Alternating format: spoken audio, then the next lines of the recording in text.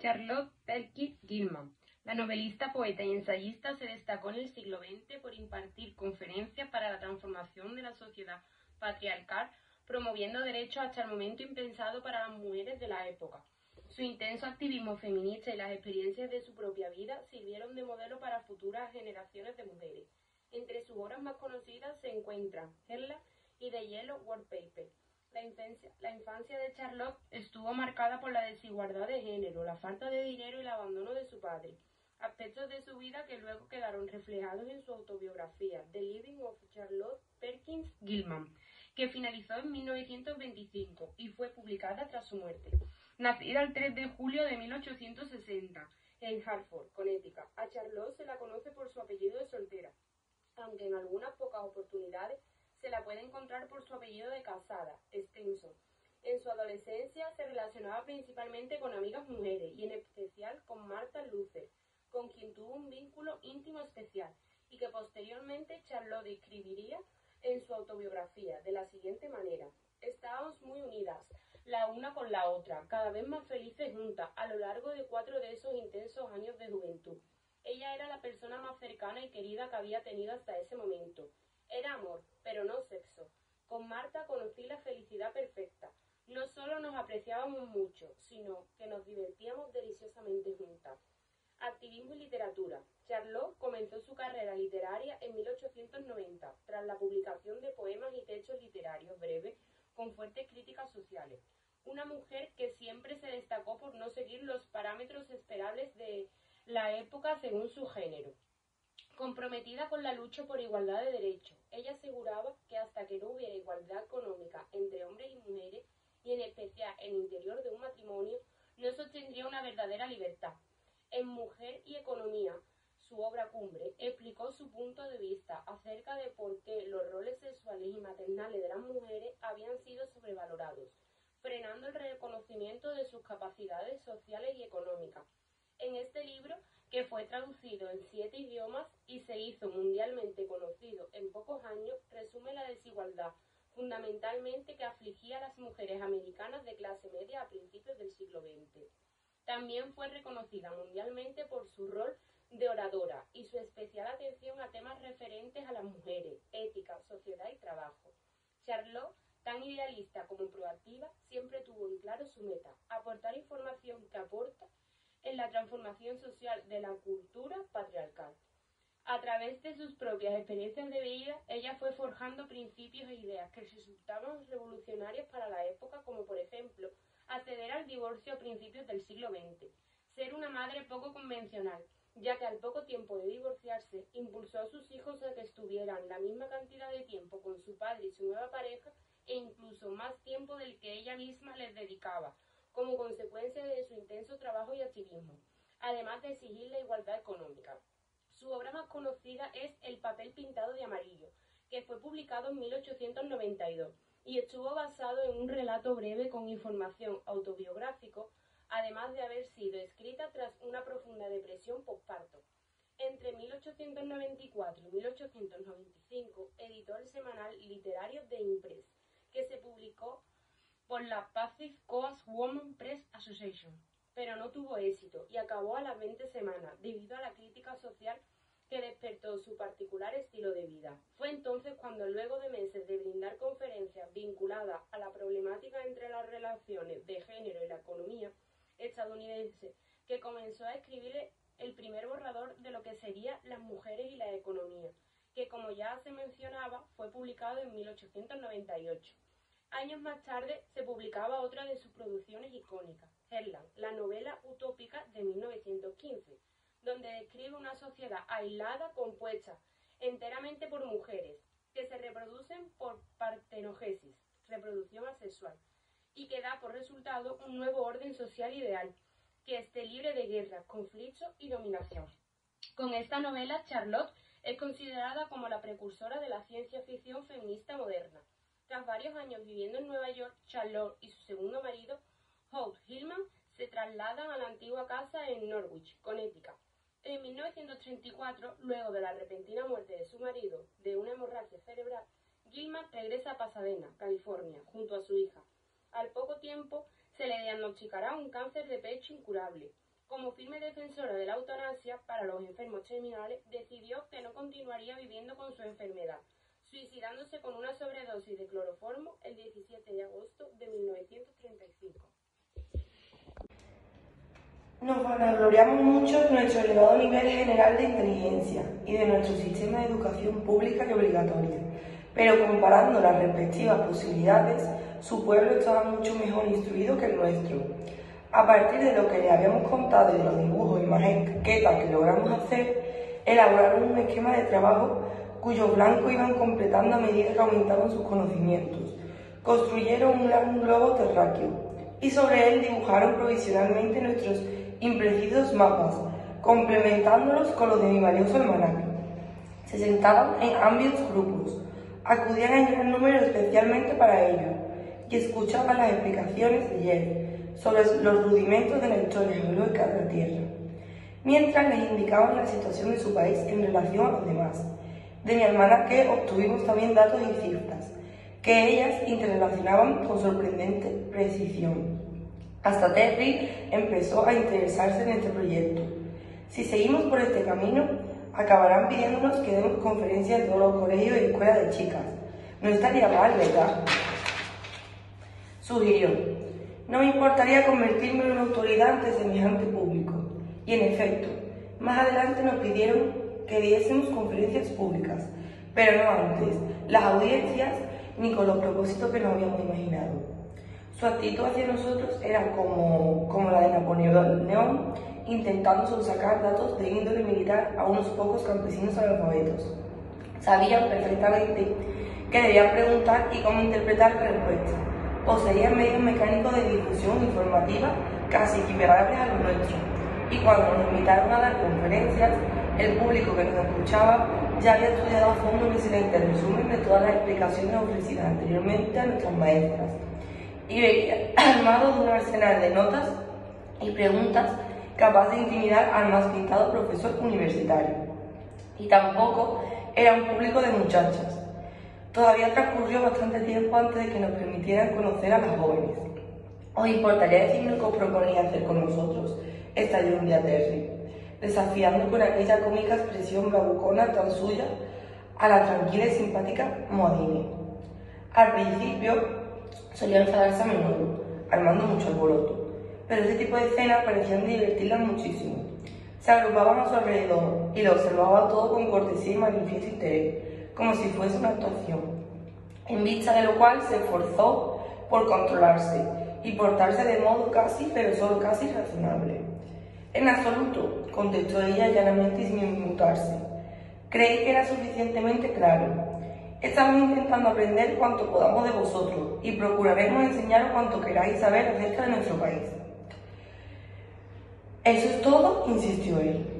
Ella sonrió con expresión enigmática. Depende, dijo. ¿Depende de qué? De vosotros, principalmente, contestó ella. ¿Por qué nos mantenéis encerrados y tan estrechamente vigilados? Porque no estamos seguros de que sea prudente dejarlos solos en un país tan lleno de mujeres jóvenes. Terry se puso muy contento al oír esto. En el fondo, era lo que ella suponía, pero decidió insistir un poco más sobre el tema. No sé de qué tenéis miedo. Somos unos caballeros. Ella volvió a sonreír y preguntó, ¿y el peligro no existe tratándose de caballeros? ¿No supondréis que alguno de nosotros sería capaz de hacer daño a vuestras muchachas?, exclamó Terry acentuando el nosotros. «Oh, no», dijo ella con honradez, auténticamente sorprendida. «El peligro es ciertamente a la inversa. ¿Ellas podrían haceros daño a vosotros? Si por accidente causaseis algún daño a cualquiera de nosotras, tendríais que enfrentaros con 1.000.000 de madres». Terry puso tal cara de sorpresa y agravio que Jeff y yo nos echamos a reír, pero ella prosiguió sin perder la calma. «Creo que todavía no lo habéis entendido bien. Vosotros sois solo hombres, 3 hombres solos en un país habitado exclusivamente por madres o futuras madres. Para nosotras, la maternidad tiene un significado que todavía no he logrado detectar en ninguno de los países que nos habéis descrito. Tú, y miro a Jeff, nos has hablado de la fraternidad humana, como de un gran ideal vuestro, pero me da la impresión de que tampoco tiene demasiada traducción en la práctica. ¿Me equivoco?» Jeff asintió bastante pesaroso. «Muy poca», dijo. Aquí poseemos el de maternidad humana, plenamente vigente en la práctica, continuó ella. Es lo único que creemos, aparte de nuestra original condición de hermanas, en sentido literal y de la más elevada y profunda cohesión de nuestro desarrollo social. En este país, las hijas son el centro y el foco de todos nuestros pensamientos. Cada medida se toma en función de los efectos que tendrá para ellas, es decir, para la raza. Debéis comprender que somos madres, repitió, como si en esa palabra estuviera la clave de todo. No veo cómo este hecho natural en todas las mujeres podría constituir una amenaza para nosotros, insistió Terry. Supongo que te refieres al hecho de que defenderían a sus hijas en caso de agresión, y es muy natural. Cualquier madre lo haría, pero nosotros no somos salvajes, mi querida señora, y jamás causaríamos ningún daño a una hija de madre. Ellas se miraron meneando ligeramente en las cabezas, y Zaba le rogó a Jeff que nos lo explicara, diciendo que parecía entenderlo mejor que nosotros. Él así lo intentó. Ahora he llegado a comprenderlo, o al menos lo entiendo mucho mejor que entonces, pero reconozco que me llevó tiempo y tuve que hacer un esfuerzo de honestidad intelectual. Lo que ellos denominaban maternidad podía explicarse como sigue. Comenzaron con un nivel realmente elevado de desarrollo social, como el de la seguridad. A continuación, desarrollaron su capacidad de gestación virginal y finalmente, en aras de la prosperidad de su prole, comenzaron a practicar la más perfecta y sutil coordinación. Recuerdo cuánto le costó aceptar a Terry la evidentemente unanimidad de aquellas mujeres, la cual constituía el más rasgo cósmico de su cultura. Imposible, decía con obstinación. Las mujeres son incapaces de colaborar en nada. Va contra sus instintos. Capítulo 6. Las comparaciones siempre son odiosas. Siempre había estado orgulloso de mi país, por supuesto. Comparados con los demás países y pueblos que conocía, los Estados Unidos de América, sin faltar a la modestia, me habían parecido siempre uno de los mejores. Pero igual que una criatura bien intencionada, inteligente y sincera. A veces hace tambalearse nuestras convicciones con sus inocentes preguntas. También esas mujeres, sin asomo de malevolencia, ni sarcasmo, a fuerza, simplemente de insistir en los puntos que nosotros procurábamos rehuir a toda costa, nos hicieron dudar de nuestras actitudes de autoestima. Cuando ya dominábamos bastante bien su idioma y habíamos leído mucho sobre su historia, además de ofrecerles un resumen a grandes rasgos de la nuestra, pudieron afinar más sus preguntas. Así, cuando Jeff reconoció cuántas mujeres asalariadas teníamos, enseguida preguntaron el total de habitantes y qué proporción del total representaban las mujeres adultas, y descubrieron que no pasaban de 20 millones. Es decir, que una tercera parte de vuestras mujeres son, a ver si recuerdo la palabra, asalariadas, y todas son pobres. ¿Qué significa exactamente ser pobre? Nuestro país es el más adelantado del mundo en materia de pobreza, les contó Terry. Desde luego, no tenemos las hordas de harapientos y mendigos que se ven en los países más antiguos. Los europeos que nos visitan dicen que nosotros no sabemos qué es la pobreza. Nosotras tampoco, respondió Zaba. ¿Por qué no nos lo explicáis? Terry me pasó la pregunta, diciendo que yo era el sociólogo, y yo comencé a explicar que las leyes de la naturaleza requieren una lucha por la existencia. Y les expliqué que en esta lucha solo sobreviven los más fuertes y los débiles perecen. Nuestro sistema de lucha económica, continué diciendo, ofrecía abundantes oportunidades para el triunfo de los mejores, que en efecto lograban progresar en gran número, sobre todo en nuestro país. Que cuando había crisis económica, las clases más bajas, evidentemente, eran las más afectadas y que las mujeres de los grupos más pobres se veían obligadas a buscar trabajo en el mercado laboral. Nos escucharon con atención, tomando notas, como era su costumbre. Dice que aproximadamente un tercio pertenece a la clase más pobre, observó muy seria Moadín, y que las otras 2/3 partes viven, ¿cómo era esa frase tan bonita? Amadas y reverenciadas en el hogar, para que cuiden de los niños. Entonces, la tercera parte de mujeres pertenecientes a la clase inferior no tienen hijos, supongo. Jeff, que empezaba a ponerse tan pesado como ellas, contestó solemnemente que no, al contrario. Cuanto más pobres, más hijos tenían. Lo cual, aclaró, era también una ley natural. La reproducción está en proporción inversa a la individuación.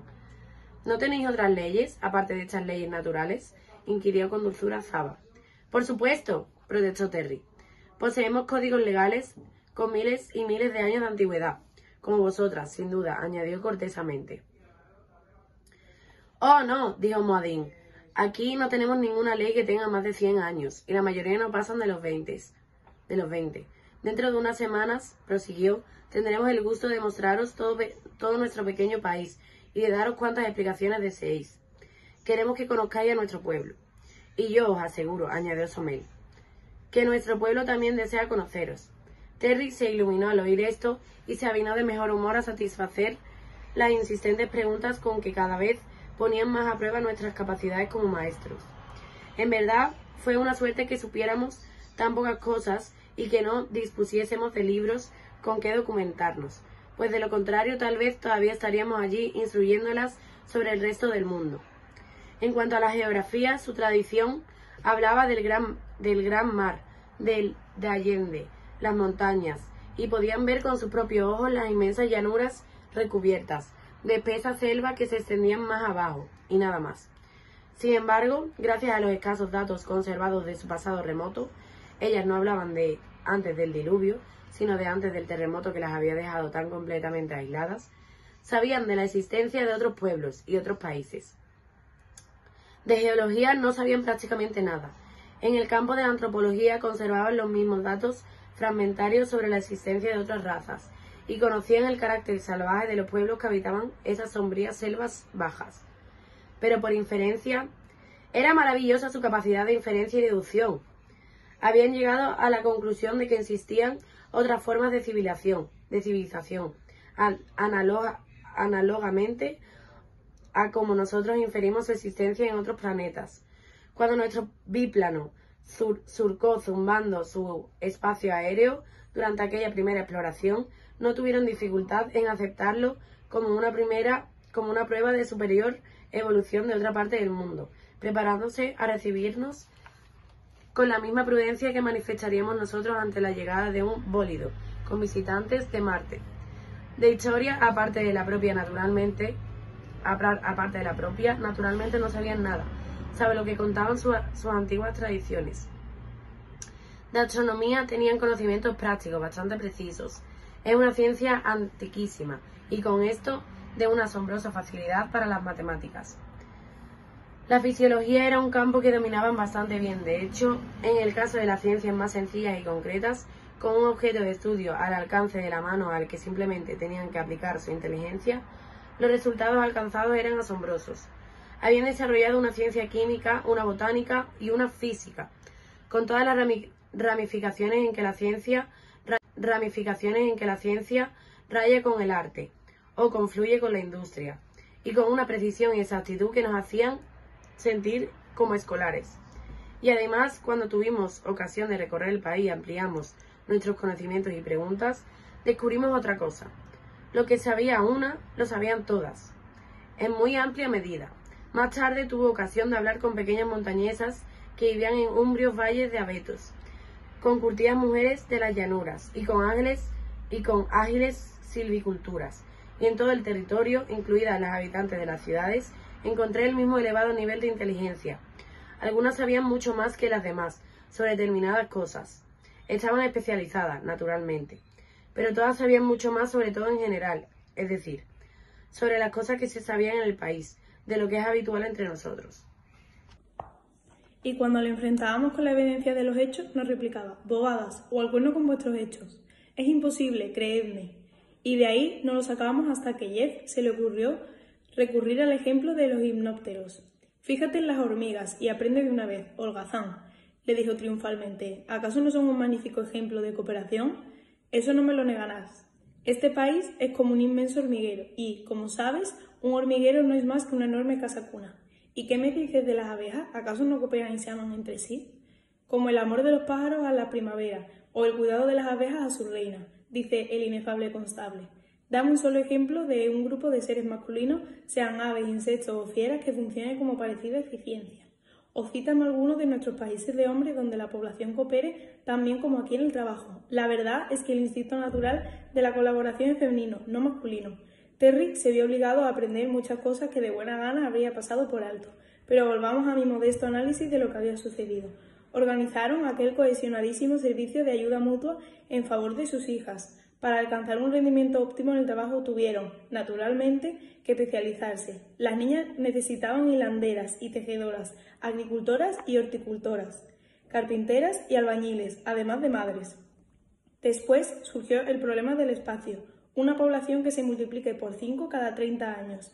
En muy poco tiempo habrá llenado un país, especialmente uno tan pequeño como este. Muy pronto comenzaron a eliminar el ganado y los campos de pastura. Las ovejas fueron las últimas en desaparecer, creo. También desarrollaron un sistema de agricultura intensiva, sin parangón en ninguna otra parte del mundo, que yo sepa, y replantaron completamente de los bosques con árboles de fruto o nueces comestibles. Pero pese a todas las medidas, no tardaron en enfrentarse al problema de la presión de la población, bajo una forma muy aguda. Vivían verdaderamente hacinadas y los niveles de convivencia inevitablemente decayeron mucho.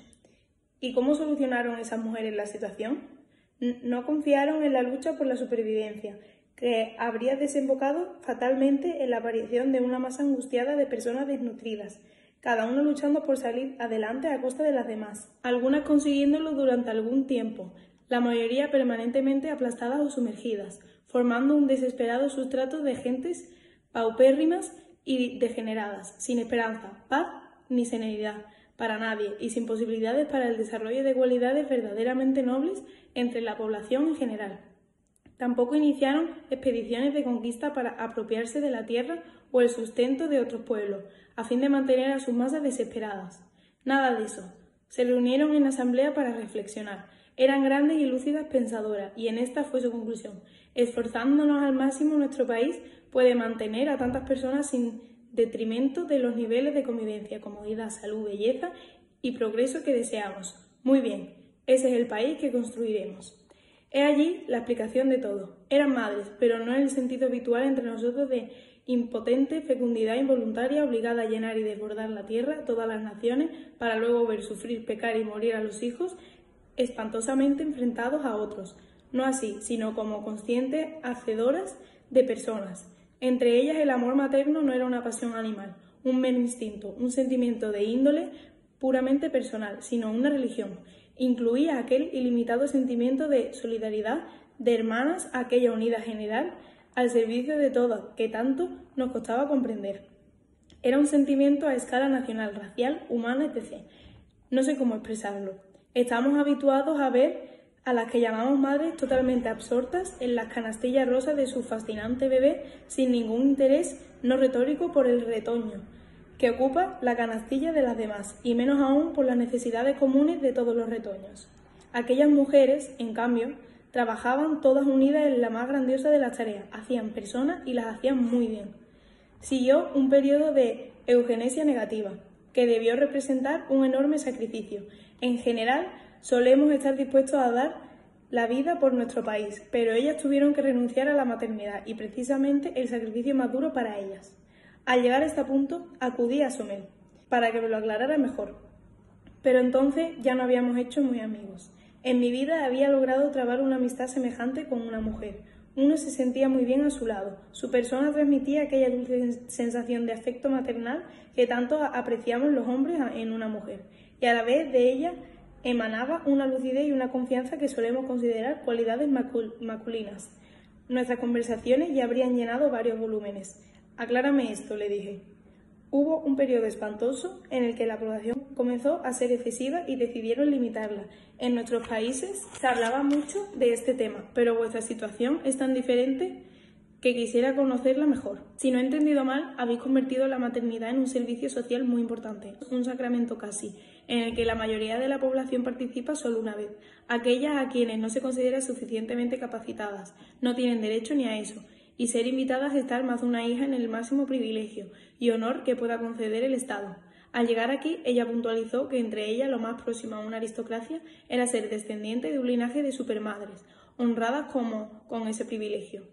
Pero lo que no entiendo, y es natural, es qué método de control usáis. Por lo que he leído, cada mujer tenía 5 de control usáis. Por lo que he leído, cada mujer tenía 5 hijas. No tenéis que poner freno a maridos tiránicos, y estoy seguro de que no destruís a las criaturas antes de nacer. Nunca olvidaré la mirada de horror que me dirigió. Se levantó bruscamente de la silla, muy pálida y echando chispas por los ojos. «¿Destruir las criaturas antes de nacer?», susurró con voz ronca. «¿Hacen eso los hombres en tu país?». «¿Los hombres?», comencé a responder bastante acalorado y entonces comprendí en qué berenjenal me había metido. Ninguno de nosotros quería que esas mujeres pensasen que nuestras mujeres, a las que con tanto orgullo solíamos alabar, podían ser inferiores a ellas en ningún sentido. Me avergonzaba decir que estaba equivocado. Le hablé de un cierto tipo de mujeres criminales, perversas o locas, acusadas de infanticidio. Le dije con sinceridad que en nuestro país había muchas cosas criticables, que prefería no hablar de nuestros defectos hasta que ellas entendieron mejor nuestra mentalidad y situación. Y con un amplio rodeo volví al tema de cómo controlaban la población. Sommer, por su parte, parecía compungida y un poco avergonzada incluso, por no haber sabido dominar su reacción de asombro. Al recordarlo, ahora que las conozco mejor, cada vez me maravilla más el exquisito tacto con que encajaron datos y aseveraciones nuestras que debían repugnarle profundamente. Me explicó con suave serenidad que, tal como yo suponía al principio, cada mujer tenía 5 hijas y que en sus ansias de reconstruir el país mantuvieron este ritmo durante unos siglos, hasta que se les planteó la absoluta necesidad de establecer un límite. Todas lo comprendieron con igual claridad y con la misma preocupación. Entonces pusieron el mismo afán en limitar ese maravilloso don que antes habían puesto en su desarrollo. Durante varias generaciones se dedicaron a reflexionar e investigar muy seriamente sobre el tema. Cuando dimos con la solución ya habíamos tenido que instaurar un sistema de racionamiento, dijo, pero finalmente encontraron la forma. Verás que antes de que llegue la criatura, la madre pasa una temporada de gran exaltación. Todo su ser se eleva y se concentra intensamente en el deseo de dar vida a la criatura. Aprendimos a estar alertas para detectar con gran cuidado el inicio de esta fase. Con frecuencia, las más jóvenes, las que todavía no habían llegado a la edad de ser madres, conseguían aplazarla voluntariamente. En cuanto sentían el intenso deseo de tener una criatura, se concentraban deliberadamente en una tarea que requiriese mucha energía física y mental al mismo tiempo. Y esto es lo más importante. Procuraban aplacar su deseo a través del cuidado directo y poniéndose al servicio de las criaturas ya nacidas. Calló un momento. En su dulce e inteligente rostro apareció una expresión de profunda y solemne ternura. Pronto aprendimos que el amor maternal tiene más de un canal de expresión. Creo que la razón por la que nuestras hijas son tan queridas por todo el país es que ninguna de nosotras ha tenido jamás tantas como hubiera deseado. Esto me pareció infinitamente patético y no pude por menos que decírselo. En la vida hogareña de nuestro país hay mucha amargura y muchas penas, le dije, pero esto me parece absolutamente terrible. Un país de madres frustradas. Pero ella se limitó a sonreírme con complacida serenidad y me dijo que la había malinterpretado. Todas, individualmente, sacrificamos una porción de nuestro gozo personal, explicó, pero no olvides que todas tenemos 1 millón de niñas las cuales amar y cuidar, y todas son nuestras hijas. Eso escapaba a mi capacidad de comprensión, oír hablar a un grupo de mujeres de nuestras hijas, aunque me imagino que lo mismo dirían las hormigas y las abejas si pudieran hablar, y puede que lo digan a su manera. En cualquier caso, así procedían ellas. Si la mujer había decidido ser madre, permitía que el anhelo de dar a luz creciera en su interior hasta que se producía el milagro de la naturaleza. Si había decidido que no, procuraba borrarlo de su mente y volcaba su cariño en el cuidado de otros bebés. Si reflexionamos, en nuestro país los niños, es decir, los menores de edad, constituyen más o menos unas 3/5 partes de la población, mientras que en el suyo solo representan una 1/3 parte o menos, y son algo precioso para ellas. No hay heredero único al trono de un imperio ni hijo único de una pareja de mediana edad tan idolatrada como las hijas de Delas. Pero antes de entrar en este tema, quisiera terminar el análisis comenzado. Consiguieron limitar eficaz y permanentemente sus cifras de población, de manera que el país pudiera ofrecer recursos suficientes para darles a todas una vida lo más plena y satisfactoria posible, con abundancia de todo, hasta de espacio, de aire, de soledad incluso. y conseguido esto, concentraron sus esfuerzos en mejorar cualitativamente su restringida población. Y en eso habían trabajado incesantemente durante casi 1500 años. Es sorprendente, pues, que fuesen unas personas tan estupendas. La fisiología, la higiene, la salud, la cultura física, todos estos campos habían sido perfeccionados al máximo mucho tiempo atrás. Las enfermedades eran prácticamente inexistentes entre ellas, hasta el punto de que sus antiguos avances en lo que denominamos ciencia de la medicina se habían convertido prácticamente en un arte desaparecido. Eran mujeres de buena cepa, fuertes, bien cuidadas, con condiciones de vida inmejorables. En el campo de la psicología, lo que más nos asombraba y más respeto nos inspiraba eran sus conocimientos prácticos y su uso cotidiano de los mismos. Y a medida que íbamos conociéndolas mejor en este aspecto, más apreciábamos la exquisita habilidad con que habían sabido comprender y atender desde el principio a unos extranjeros como nosotros, de una raza desconocida y de sexo opuesto, y no menos desconocido. Apoyándose en esa sólida base de amplios, profundos y exhaustivos conocimientos, se enfrentaron a los problemas de educación y los resolvieron de forma que espero poder explicar más adelante. Comparar a esas niñas amadas por todo su país con el promedio de criaturas de nuestro país es como poner un ramo de esplendorosas rosas perfectamente cultivadas junto a un manojo de cardos silvestres. Y sin embargo, no parecían cultivadas, sino que su manera de ser se había convertido en algo natural. Paralelamente al constante desarrollo de su capacidad intelectual, de su fuerza de voluntad y de su dedicación social, esas mujeres habían cultivado durante varios siglos las artes y las ciencias, hasta el límite impuesto por sus conocimientos, con excelentes resultados. En ese tranquilo y apacible país, habitado por sabias, dulces y fuertes mujeres, aterrizamos de improviso, convencidos de nuestra superioridad. Mucho después, una vez domesticadas e instruidas de manera que ya no construyéramos un peligro para ellas, nos permitieron recorrerlo y conocer sus habitantes. Buenas. Buenos días, pues somos Luz Marina, Sara, Lucía, Milena y yo, Paula González, y tras haber leído la lectura de Charles Perkins vamos a abrir un debate sobre ello. Vale, yo lo que pienso que ella, por lo que he encontrado y he buscado, ella defendía los derechos de las mujeres para que tuvieran su propia economía. Sin embargo, yo he encontrado que realmente no era del todo feminista porque defendía una utopía en la que solo existían las mujeres. Y también era bastante clasista porque distinguía mucho entre mujeres negras y blancas, o entre mujeres ricas y pobres. Y además de eso es que defendía la esclavitud de las mujeres, los niños y los hombres negros, de raza negra. También era un poco racista porque decía que los negros eran un daño para la sociedad y solo defendía a las mujeres blancas.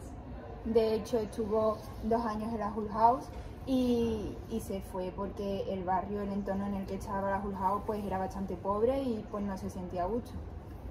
Por lo que nosotras creemos que no era del todo feminista, se caracterizaba por un pensamiento racista y... Pero también cabe decir que conforme al empleo había muchos trabajos que no dependían de la fuerza física para que las mujeres trabajaran en ellos.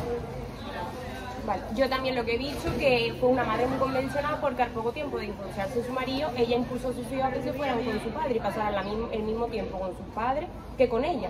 Pero a mí eso, por ejemplo, pues me parece bien que los hijos pasen la mitad del tiempo con la madre que con el padre, no la madre obligatoriamente tiene que pasar más tiempo con los hijos. Que sin embargo se contradecían sus ideologías, puesto que después de la Primera Guerra Mundial el mundo era más progresista y más de derecha y sin embargo su ideología concordaban con ese mundo, pero no se sentía a gusto, entonces... Bueno, pues llegamos a la conclusión de este debate de Charles Perkins, que no tenía unos ideales y objetivos claros, por lo que no llegaba a una conclusión como tal. Y hasta aquí nuestro debate, espero que os haya gustado.